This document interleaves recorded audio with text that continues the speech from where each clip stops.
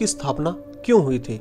इसका उत्तर जानने से पहले आपको खिलाफत आंदोलन के बारे में पता होना चाहिए। तो चलिए पहले खिलाफत आंदोलन क्या था ये जानते हैं। संसद में मोदी ने हामिद मियां पर तंज कसते हुए कहा था कि आपके परिवार के लोगों ने खिलाफत आंदोलन में भाग लिया था, जिस पर हामिद मियां खीसे निपोड़ते रह गए। तो क्या था यह खिलाफत आंदोलन, जिसे सुनते ही हामिद मियां और कांग्रेस असहज हो उठी? जानने के लिए पूरी वीडियो अंत तक देखें। खिलाफत जानने से पहले आइए पहले जरा खलीफा को जान लें। खलीफा एक अरबी शब्द है जिसे अंग्रेजी में खलीफ या अरबी भाषा में खलीफा कहा जाता है। तो कौन होता है खलीफा? खलीफा मुसलमानों का वह धार्मिक शासक होता है जिसे मुसलमान मोहम्मद साहब का वारिस या सक्सेसर मानते हैं। खलीफा का काम होता है कि युद्ध करके पूरे विश्व पर इस्लाम का निजाम कायम करना, जो कश्मीर में बुरहान वानी करना चाहता था, यानी इस्लाम की ऐसी हुकूमत कायम करना जिसमें इस्लामिक यानी शरिया कानून चले और जिसमें इस्लाम के अलावा किसी और धर्म की इजाजत नहीं है। जितने हिस्से या राज्य पर खलीफा राज करता है उसे खलीफेट यानी अरबी भाषा में खलीफा कहते हैं। खलीफा यानी इस्लामिक सुल्तान और खिलाफा यानी इस्लामिक राज्य। 1919 से 1922 के दौरान टर्की में ओटोमन वंश के आखिरी सुन्नी खलीफा अब्दुल हमीद II का खिलाफा यानी शासन चल रहा था, जो कि जल्द ही धराशायी होने वाला था। इस आखिरी इस्लामिक खिलाफा यानी शासन को बचाने के लिए अब्दुल हमीद II ने जिहाद का आह्वान किया ताकि विश्व के मुसलमान एक होकर इस आखिरी खिलाफा यानी इस्लामिक शासन को बचाने आए। पूरे विश्व में इसकी कोई प्रतिक्रिया नहीं हुई सिवाय भारत के।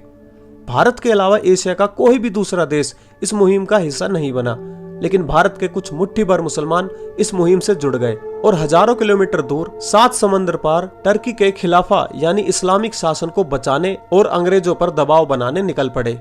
जबकि इस समय भारत खुद गुलाम था और अपनी आजादी के लिए संघर्ष कर रहा था। लेकिन अंततः 1922 में तुर्की से सुल्तान के इस्लामिक शासन को उखाड़ फेंका गया और वहां सेकुलर लोकतंत्र राज्य की स्थापना हुई और कट्टर मुसलमानों का पूरे विश्व पर राज करने का सपना टूट गया।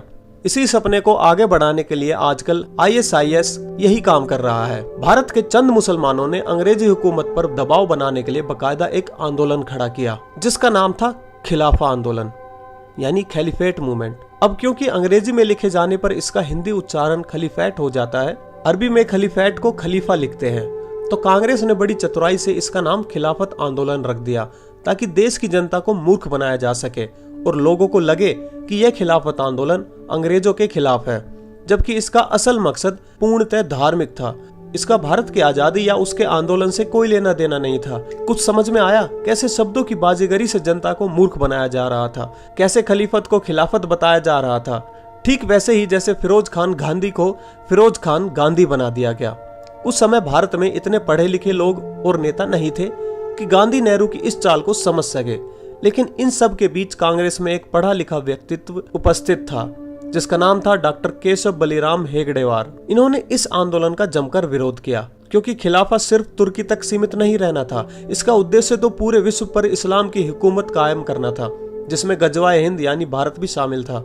डॉक्टर हेगड़ेवार ने गांधी और नेहरू को बहुत समझाने की कोशिश की, लेकिन वे नहीं माने। अंततः डॉक्टर हेगड़ेवार ने कांग्रेस के इस खिलाफत आंदोलन का विरोध किया और कांग्रेस छोड़ दी।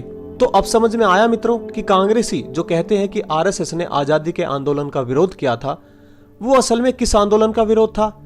आप डॉक्टर हेगड़ेवार के स्थान पर होते तो क्या करते?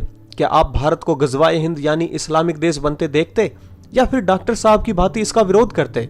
1919 में खिलाफत आंदोलन शुरू हुआ था और 1920 में डॉक्टर हेगड़ेवार ने कांग्रेस छोड़ दी और सभी को इस आंदोलन के बारे में जागरूक किया कि इस आंदोलन का भारत की स्वतंत्रता से कोई लेना देना नहीं है और यह एक इस्लामिक आंदोलन है, जिसका परिणाम यह हुआ कि यह आंदोलन पूरी तरह फ्लॉप हुआ और 1922 में अंतिम इस्लामिक हुकूमत धराशायी हो गई। मुस्लिम नेता इससे बौखला गए और मन ही मन हिंदुओं और संघ को अपना शत्रु मानने लगे। इसका बदला उन्होंने 1922-23 में केरल के मालाबार में हिंदुओं पर हमला करके लिया और असहाय अनभिज्ञ हिंदुओं को बेरहमी से काटा गया।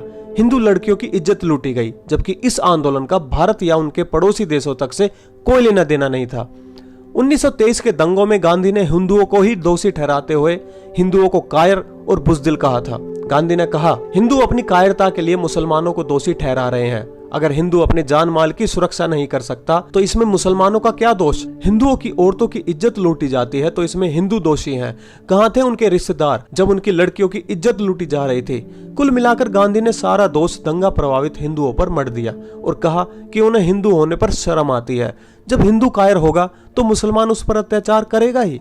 डॉक्टर हेगड़ेवार को अब समझ में आ चुका था कि सत्ता के भूखे भेड़िए भारत की जनता की बलि देने से नहीं चूकेंगे।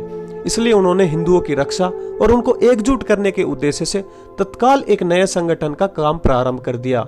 अंततः 1925 में संघ यानी आरएसएस की स्थापना हुई। आज अगर हम होली और दीपावली मनाते हैं, आज अगर हम हिंदू हैं, तो केवल उसी खिलाफत आंदोलन के विरोध और संघ की स्थापना के कारण, अन्यथा तो जाने कब का गजवाए हिंद बन चुका होता। तो दोस्तों, आपको ये वीडियो कैसी लगी हमें कमेंट करके जरूर बताएं और साथ ही साथ हमारा चैनल भी सब्सक्राइब कर लें, क्योंकि हम ऐसी ही रोचक जानकारियां आपके पास लेकर आते रहेंगे। तब तक के लिए नमस्कार।